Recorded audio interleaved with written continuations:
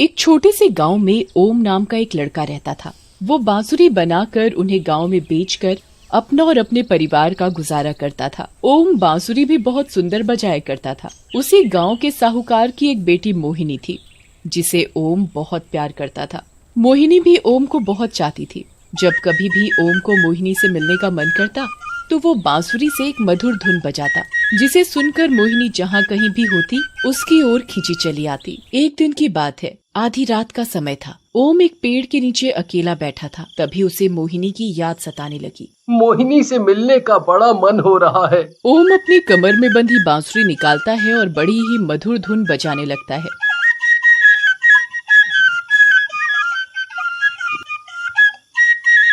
ये धुन तो ओम की बांसुरी की है। ओम मुझे बुला रहा है, मुझे ओम के पास जाना होगा। मोहिनी ओम की बांसुरी की धुन की आवाज सुनकर उसके पास चली जाती है। उसे देखकर ओम बड़ा खुश हो जाता है। मोहिनी, आ गई तुम? आती कैसे नहीं, तुम बुलाओ और मैं ना आऊं, ऐसा कभी हो सकता है? ओम को देखकर मोहिनी उसके गले लग जाती है। मैं तुम्हारे बिना एक पल भी नहीं रह सकती। मेरा भी यही हाल है। जब तक मैं तुम्हें एक पल के लिए देख न लूं, मुझे चैन नहीं आता। पर ऐसा कब तक चलेगा? मेरे पिताजी तुमसे मेरी शादी के लिए कभी राजी नहीं होंगे, क्योंकि तुम एक गरीब परिवार के बांसुरी बेचने वाले हो, जिसे मेरे पिताजी कभी स्वीकार नहीं करेंगे। इसमें मेरा क्या कसूर है जो मैं गरीब परिवार से हूँ, और अगर मैं बांसुरी बेचता हूँ तो? तुम समझते क्यों नहीं? मेरे पिताजी मेरी शादी अपने बराबर के परिवार में करना चाहते हैं। बातों ही बातों में मोहिनी को समय का पता नहीं चलता। तभी उसका ध्यान अपने घर की ओर जाता है। अब मुझे घर चलना चाहिए, बहुत देर हो चुकी है। अगर किसी को पता चल गया तो मेरी खैर नहीं और तुम्हारी भी। अच्छा, अब मैं चलती हूँ। मोहिनी ओम से विदा लेकर अपने घर चली जाती है। तभी घर के बाहर खड़ी उसकी माँ मिलती है। इतनी रात गए कहाँ गई थी तू? वो माँ मेरी सहेली है ना बरखा, उससे मिलने गई थी। इतनी रात गए? माँ, उसकी तबीयत खराब थी तो मैं उसे देखने के लिए गई थी। ठीक है, आगे से इतनी रात में बिना बताए घर से मत निकलना। मोहिनी माँ की बात सुनकर हाँ में हाँ मिला देती है और सोने चली जाती है। और अगले दिन मोहिनी की माँ अपने काम में लगी हुई थी और मोहिनी के पिताजी अपना कुछ हिसाब किताब देख रहे थे। तो मोहिनी अपने माँ पिताजी की नजर बचाकर ओम से मिलने चली जाती है। उसे पता था कि इस समय ओम उसे नदी के किनारे बांसुरी बजाता हुआ मिलेगा। जब वो ओम के पास पहुँचती है तो देखती है ओम अपनी आंखें बंद करके बहुत ही सुंदर मधुर धुन बजा रहा था। मोहिनी ओम के पास बैठकर उसकी बांसुरी की धुन सुनने लगती है। जब ओम आंख खोलकर देखता है, आ गई तुम? मुझे पता था तुम मुझसे मिलने जरूर आओगी। तुम्हें पता है मैं कितनी मुश्किल से तुमसे मिलने आई हूँ? मैं सब समझता हूँ, पर मैं कर भी क्या सकता हूँ। मैं सोच रहा हूँ मैं एक बार जाकर तुम्हारे पिताजी से बात करूं। अरे नहीं, तुम भूल कर भी कुछ ऐसा नहीं करोगे जिससे मेरे पिताजी गुस्सा हो जाएं। वो तुम्हें तो मार ही डालेंगे, साथ में मुझे भी नहीं छोड़ेंगे। फिर तुम ही बताओ कि मैं क्या करूं। अब मुझसे भी तुमसे दूर रहा नहीं जाता। फिर ओम और मोहिनी एक दूसरे के गले लग जाते हैं। तभी वहाँ से मोहिनी के घर का नौकर जा रहा था तो वो उन दोनों को देखकर रुक जाता है। फिर वो ओम और मोहिनी को छुप कर देखने लगता है। अरे ये क्या? ये तो साहूकार जी की बेटी है, और ये तो ओम है जो बांसुरी बेचता है। साहूकार की बेटी ओम के साथ इस तरह से गले लगी हुई है, कुछ तो गड़बड़ है। ये बात तो मुझे साहूकार जी को बतानी पड़ेगी। नौकर फटाफट साहूकार के पास जाता है। साहूकार जी, साहूकार जी। अरे क्या हुआ? इतना घबराया हुआ क्यों है? वो साहूकार जी, वो क्या? कुछ बताएगा भी या वो करता रहेगा? जी जी जी जी जी, जो मैं बताऊंगा वो सुनकर आपके पैरों तले जमीन खिसक जाएगी। ओहो, अब बताएगा भी या बोलता ही रहेगा? मालिक, आपकी बेटी और ओम वहाँ नदी किनारे एक दूसरे के गले लगे हुए हैं। बदतमीज, मैं तेरी जबान खींच लूंगा अगर तूने एक शब्द और बोला तो। मालिक, आप चाहे मुझे जान से मार डालो, लेकिन मैंने खुद इन अपनी आंखों से उन दोनों को एक दूसरे के गले मिलते हुए देखा है। चलो मैं आपको अभी दिखाता हूँ। अगर तेरी ये बात झूठ निकली तो तुझे पता है ना इसका अंजाम क्या होगा? मुझे मालूम है मालिक, मैं आपके साथ नमक हरामी नहीं कर सकता, तभी आपको बता रहा हूँ। साहूकार गुस्से में अपने साथ नौकरों और गांव वालों को इकट्ठा करके नदी किनारे ओम के पास चल पड़ते हैं।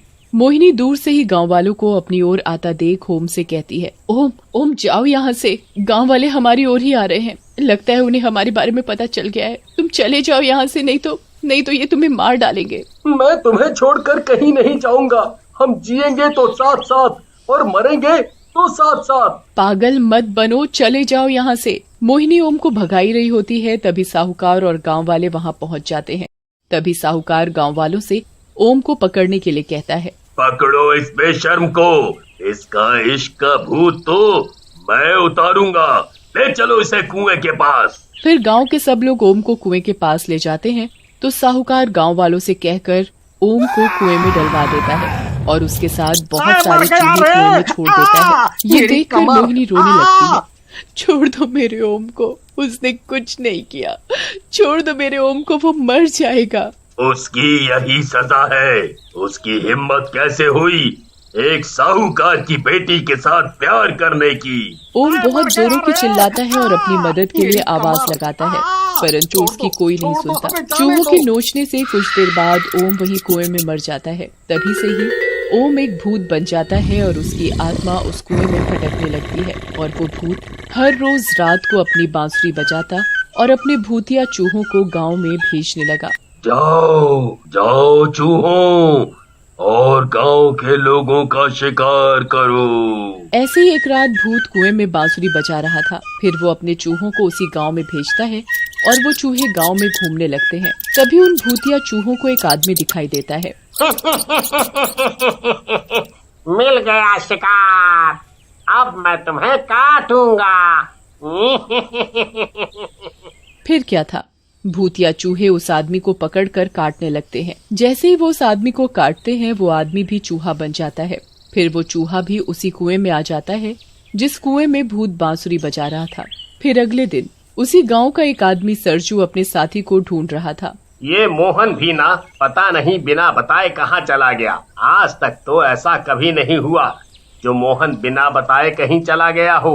मोहन को ढूंढते ढूंढते सरजू को रात हो जाती है, पर उसे मोहन का कुछ पता नहीं चलता तो वो थक हार कर अपने घर चला जाता है। पर उसे मोहन के बारे में सोच सोच कर नींद नहीं आ रही थी। वो आदमी अपने घर की खिड़की के पास बैठा मोहन के बारे में सोच रहा था। तभी वो देखता है कि बहुत सारे चूहे गांव में घूम रहे हैं। अरे ये चूहे अचानक से कहां से आ गए? तभी उसने देखा कि साहूकार कहीं से आ रहा था तो वो भूतिया चूहे साहूकार को पकड़ लेते हैं और उसे काट खाते हैं और देखते ही देखते साहूकार भी चूहा बन जाता है।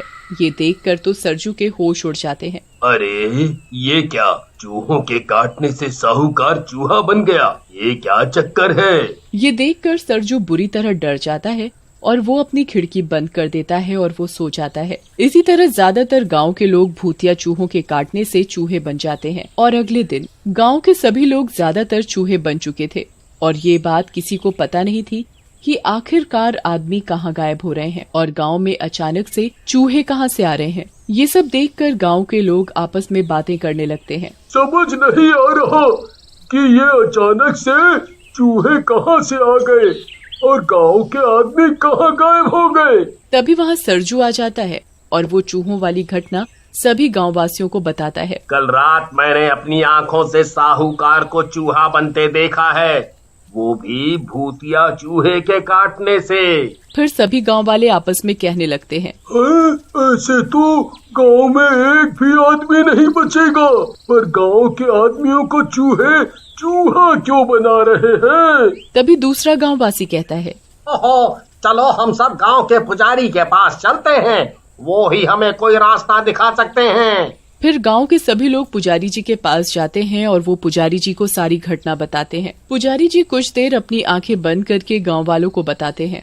इस गांव के ऊपर भूतिया साया है। कुछ साल पहले तुम लोगों ने एक प्यार करने वाले को अलग करके उसे चूहों के साथ एक कुएं में छोड़ दिया था, तो चूहों ने उस आदमी को मार डाला, जिसका बदला वो गांव के लोगों को चूहा बना करके ले रहा है। पुजारी जी, हमारी मदद करो, उस भूत से हम गांव वालों को बचाओ। मुझे उस कुएं के पास ले चलो जहां उसकी मौत हुई थी। फिर गांव वाले पुजारी को कुएं के पास ले जाते हैं। कुएं के अंदर से बांसुरी की आवाज आ रही थी। फिर पुजारी जी मंत्र पढ़कर भूत को बुलाते हैं। मुझे क्यों बुलाया तुमने? मैं तुम्हें मुक्ति दिलाने आया हूँ। मुझे पता है गांव वालों ने तुम्हारे साथ बहुत गलत किया है। तुम इन गांव वालों को परेशान मत करो। जो तुमने गांव के लोगों को चूहा बनाया है उन्हें फिर से आदमी बना दो।